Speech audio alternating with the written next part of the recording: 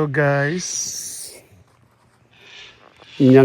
ഞാനും അപ്പും കൂടി ഇത് ചൂണ്ടയിടാൻ വന്നേക്കാം കേട്ടോ. നമ്മുടെ പഴയ സ്ഥലത്ത് തന്നെ. അപ്പോൾ അപ്പു ദേ ചൂണ്ട എറിയാൻ പോണു.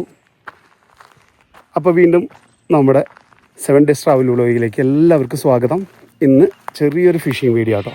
നമ്മൾ മുന്നേ വീഡിയോയിൽ കാണിച്ചേക്കുന്ന ചെറിയ സെയിം ലേക്ക് തന്നെ. ഇവിടെ നമുക്കിപ്പോൾ 3-4 പ്രാവശ്യം മീൻ കിട്ടിയിട്ടുണ്ട്. ഒരു 9 കിലോയും 10-12 കിലോളം മീൻ കിട്ടിയിട്ടുണ്ട്. അങ്ങനെ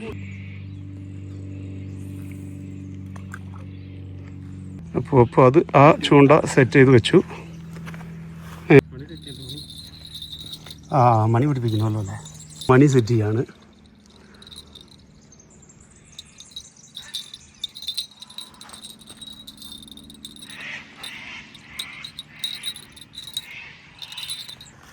സൂര്യൻ അസ്തമിക്കാൻ വേണ്ടി അവൻ റെഡി ആയിട്ടുകൊണ്ടിരിക്കുന്നു. പക്ഷേ ലേക്കിലെ വെള്ളമൊക്കെ കണ്ടോ, നല്ല എന്താ പറയുക, ഒരു അനക്കം പോലും ഇല്ല, സൈലൻ്റായിട്ട് കിടക്കാം കേട്ടോ.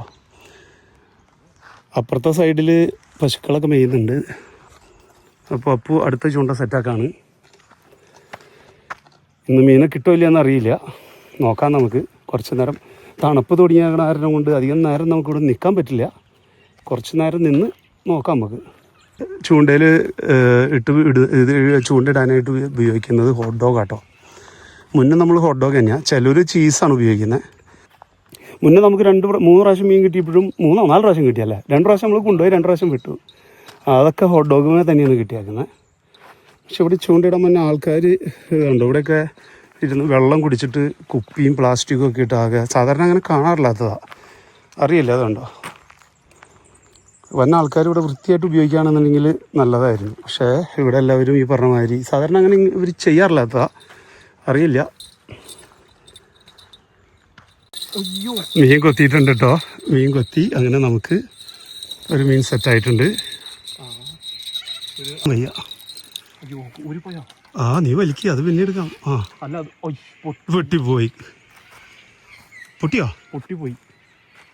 അയ്യടാ, ഇല്ല, തീറ്റയും കൊണ്ടുപോയി. കുളത്തുണ്ട്.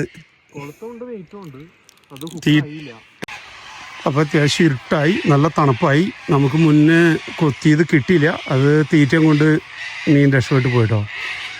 അപ്പോൾ നമ്മൾ പയ്യെ വൈൻഡപ്പ് ചെയ്യാണ്, കാരണം ഇരുട്ടുമായി. ഇവിടെ ഉണ്ടല്ലോ മറ്റേ ഈ കിളിയുടെ പേര് എന്നിട്ടാണ് മുക്കാവ പോലത്തെ ഒരു കിളിയാണ്. മുക്കാവ പോലെ തന്നെ ആ കിളിയാണ്. അതിറ്റിങ്ങൾ ഇവിടെ വന്നിട്ട് ഭയങ്കര കലകലാന്നുള്ള സൗണ്ടും, ചെറുതായിട്ട് ഇരുട്ടുമായി, പിന്നെ നല്ല തണുപ്പുമായി. അപ്പോൾ ഈ വീഡിയോ ഇഷ്ടമായെങ്കിൽ എല്ലാവരും സബ്സ്ക്രൈബ് ചെയ്യാനും ഷെയർ ചെയ്യാനും ലൈക്ക് ചെയ്യാനും ഒപ്പം കമൻറ്റ് ചെയ്യാനും മറക്കരുത്. അപ്പോൾ അടുത്ത വീഡിയോയിൽ കാണും വരെ ബൈ ബൈ.